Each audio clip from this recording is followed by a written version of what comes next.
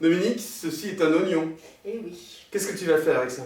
Eh bien, je vais chercher le graphisme, la gamme de tons, et essayer de trouver les couleurs complémentaires qui vont permettre d'assombrir, et surtout l'intégrer dans un fond. D'accord. Donc, sortir un sujet d'un lit de pigment.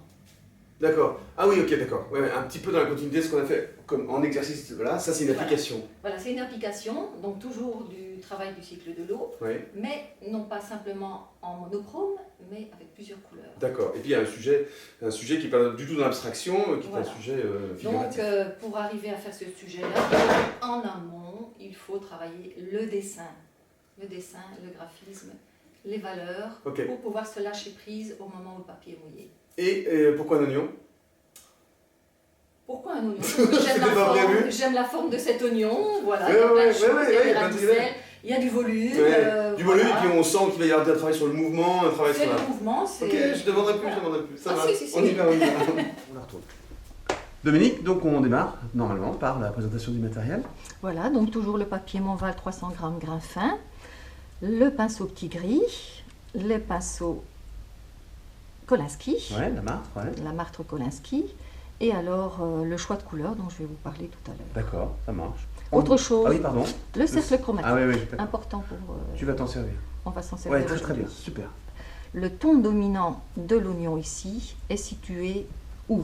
Quand vous prenez votre cercle chromatique, où se situent où se situent les couleurs de cet oignon? Il se situe donc dans les jaunes orangés et rouges orangés, avec une petite pointe de violet quand même.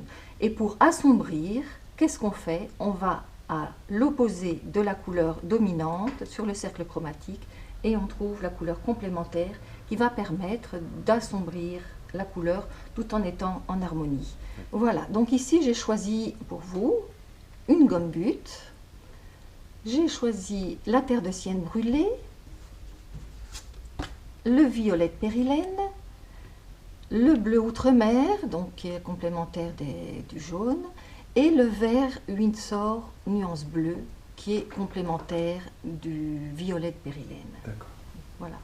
Alors, je vais faire la recherche de couleurs pour voir si ces gammes-là me plaisent. Parce que vous pouvez employer un jaune un peu différent, un jaune citron, plutôt qu'une gomme goutte. Donc c'est à vous quand même à trouver l'expression que vous voulez donner de cet oignon. On n'est pas dans un dessin documentaire. Donc si vous voulez me le faire tout en vert, vous pouvez le faire tout en vert. Mais il faut essayer d'avoir une harmonie dans les tons et de trouver la gamme, une bonne gamme harmonieuse. Excellent, d'accord. C'est très clair. Donc je prends ma gomme goutte, que je place toujours ici très loin, en haut. Le plus loin possible. Ben, je pense toujours cercle chromatique ou triangle des couleurs quand je place mes couleurs. Ma gomme goutte. Alors après, j'ai ma terre de sienne brûlée, que je place. Ah, elle est un peu sèche, je vais devoir réalimenter pour faire mon travail. Voilà. Je fais le petit lien, donc j'aurai une gamme douce, une gamme un peu analogue. Après, j'ai décidé d'employer le violet de périlène, comme étant mon rouge. Voilà, mon violet de périlène. Voilà une belle gamme de tons qui correspond, je trouve, à cet oignon. Seulement pour les ombres, je vais aller avec un bleu outre-mer. C'est surprenant, hein, de voir apparaître ce bleu-là. Voilà. Donc vous voyez que vous obtiendrez des beaux gris, des tons rompus qui sont intéressants. Et le vert Windsor nuance bleu, qui tout seul est horrible. Tout seul, c'est dingue. C'est affreux, mais mélangé avec le violet de périlène et le jaune vont vous permettre d'avoir des tons rompus qui peuvent être très intéressants. Voilà. Les tons ne s'emploient pas seuls. Voilà, il faut les mélanger pour avoir une belle harmonie. Bon, voilà. J'aime bien te voir faire ça à chaque fois. Voilà, cette gamme est intéressante. Maintenant, vous pouvez prendre un autre jaune, un jaune citron, avec un orchinachidone éventuellement, un rose permanent, et vous cherchez la gamme complémentaire à l'opposé sur le cercle chromatique pour trouver vos ombres. Voilà, quand vous avez trouvé la couleur qui vous correspond, ou même d'autres couleurs qui sont jolies mais qui ne correspondent pas forcément au sujet, notez vos couleurs, très important, et vous faites votre petit dictionnaire propre à vous de couleurs. Comme ça, vous ne devez plus chaque fois rechercher. Alors ici la gomme butte, et la terre de sienne brûlée, et je garde ça. Moi j'ai les classeurs pleins de recherche de couleurs. Après les couleurs vous les connaîtrez par cœur évidemment, mais c'est intéressant. Et nommez vos couleurs, ne dites pas j'emploie un rouge, j'emploie un bleu, j'emploie un jaune. Notez, voilà, un violet de périlène, une terre de sienne brûlée, une gomme butte, un outre-mer et un vert Windsor nuance bleue. Et vous mettez ça de côté. Ok, très bien. Voilà, donc avant tout travail, il y a une recherche de croquis à faire qui est très importante, un croquis d'observation. Tout le travail doit être fait en amont, avant de mouiller le papier, ça c'est primordial, parce qu'une fois que c'est mouillé, c'est trop tard pour réfléchir. Voilà, c'est parti. Donc croquis de valeur, croquis de compréhension du sujet, et on y va. D'accord. Voilà, donc rechargez vos couleurs pour avoir justement de la matière pâteuse sortie du tube. Si vous employez de la matière sèche, vous allez devoir mettre énormément d'eau pour avoir de la couleur. Donc, vous allez noyer votre travail puisque déjà on travaille avec le papier mouillé. Rappelle-moi, depuis combien de temps tu utilises la même palette? Ah ben... Faut pas le dire? Bah si, hein, 20 ans. Voilà, cette palette voilà. à 20 ans. Vous voyez que les couleurs sont sèches quand on les emploie pas souvent, enfin pas souvent. On en remet, c'est tout, à la même place, chaque fois, il n'y a pas de gaspillage comme ça. Il n'y a pas de gaspillage, c'est ça. Et puis, vous connaissez votre palette par cœur. Moi, je pourrais peindre les yeux fermés, je sais où sont mes couleurs. Voilà. Alors, ma terre de sienne brûlée, je veux la voir bien pâteuse aussi. Voilà.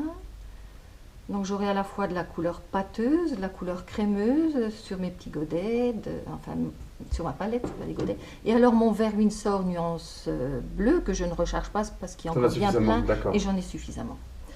Voilà, j'ai tout ce qu'il faut, mes pinceaux, on en a parlé, et on se lance, on y va, on va se faire plaisir, on va mouiller le papier, c'est que du bonheur, voilà.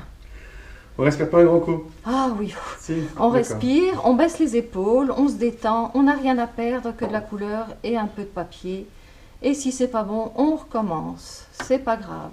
Donc je commence par le jaune, et je balance ma couleur. Je mets le jaune en haut, je vais laisser le jaune en haut parce que la lumière vient d'en haut. Voilà. Je vais introduire directement ma terre de sienne brûlée, que je vais mettre plus dans le centre tout en sachant qu'elle va bouger, qu'elle va s'évader. Donc tu poses un peu ton... Je pose mes masses de couleurs en premier. Masse de couleurs, mon violet. Donc apprenez à nommer vos couleurs quand vous les mettez, c'est très important. Pour s'en souvenir? Pour s'en souvenir et puis pour apprendre à les nommer. C'est important de savoir ce qu'on emploie comme couleur. Alors, on balance. On forme une atmosphère.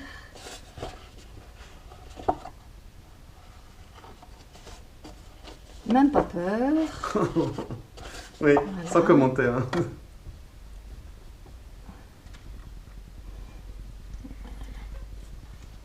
On continue à placer les couleurs. On fait attention parce que le papier commence à sécher. Donc ne laissons pas le papier sécher. Surtout avec un gros spot au-dessus, ça sèche pas vite. Oui, bien sûr. Donc il faut gérer. Donc je recommence mon intervention.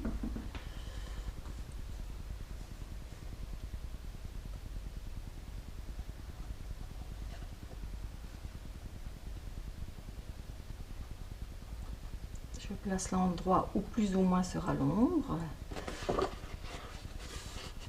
N'hésitez pas à balancer vos pigments sans les laisser aller trop vers le haut si vous n'avez pas envie d'assombrir le haut puisque la lumière vient de là-haut.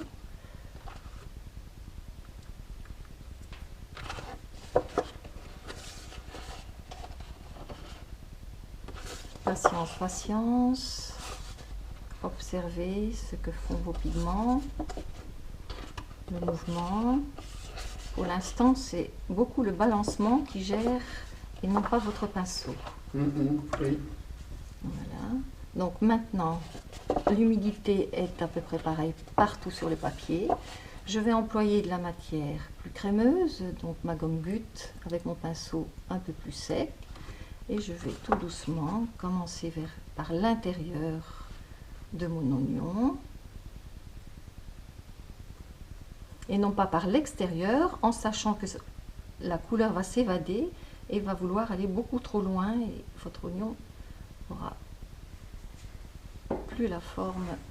D'accord, si tu dessines dès le début avec sa forme normale, si vous faites ça va fuir. Quoi. Si vous faites le contour, eh bien votre oignon va prendre beaucoup trop d'importance tout de suite.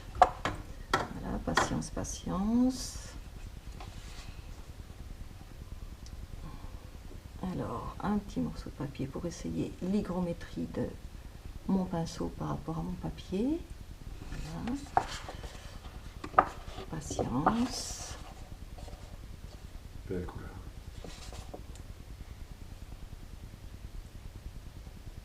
Avec le vert est important pour donner les ombres.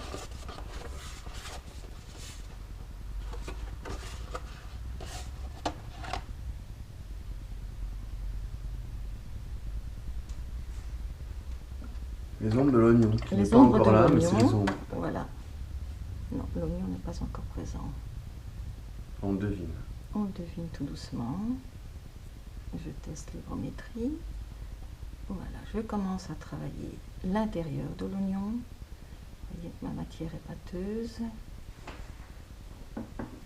Alors, nous ne sommes pas dans un dessin documentaire, évidemment. Si vous voulez un dessin documentaire, il faut étudier beaucoup plus encore la justesse. Ici, on est plus dans le ressenti.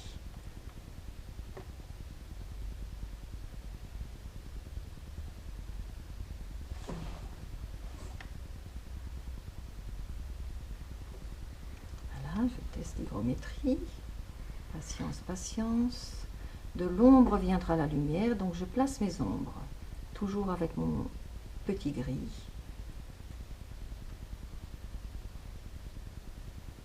On n'est pas dans le dessin académique, mais il faut que ça ressemble à un oignon quand même. Mais il faut que ça ressemble à un oignon, évidemment. Tu vois. Tout à fait.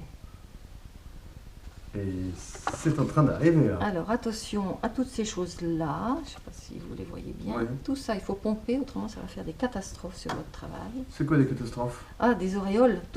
L'eau est attirée par les parties les moins humides, donc ça va vous faire des auréoles horribles.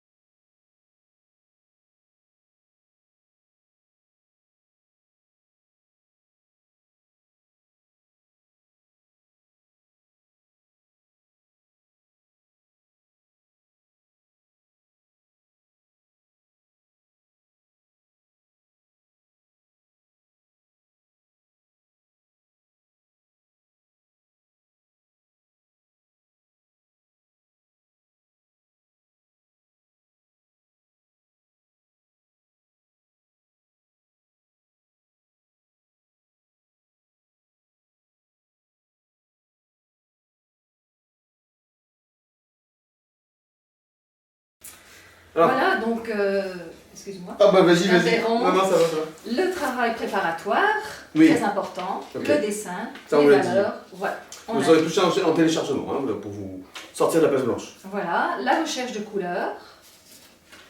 Et puis après, il ne faut pas avoir de stress parce qu'on ne réussit pas du premier coup. Voilà, on en a fait un, on n'est pas satisfait. Elle n'est pas on en fait un satisfaite, elle. Vous deuxième. vous rendez compte? Ah non, non, non, on n'est pas là pour faire un chef-d'œuvre. De toute façon, on fait toujours du mieux qu'on peut. Donc quand vous faites quelque chose, ne pensez pas à faire une belle petite aquarelle Voilà. que vous allez mettre dans votre cuisine, mais à faire des choses qui, par votre lâcher-prise, vont tout d'un coup sortir de vos tripes et vous en serez peut-être content, mais au bout de la deuxième, troisième, quatrième, cinquième. J'ai plus Et rien à dire. peut-être à la première que ça va être une explosion. Je vous le souhaite. Bon, là, on est dans les contraintes de la vidéo aussi, dans un format Voilà. particulier. Ça Elle est sèche complètement trop vite. coincée entre toutes les caméras et tout. Je suis sur son dos, c'est pas simple. Elle est pas contente d'elle, c'est magnifique. Bon, allez, retenez. Le principal, c'est vous donner l'envie de faire un oignon. Pourquoi pas? Excellent, ouais, c'est excellent. Magique, et puis ces chaises sont super. Regardez la vidéo, regardez à nouveau, et puis lâchez-vous. C'est ça la conclusion. Avec grand plaisir, faites-le. À vous maintenant.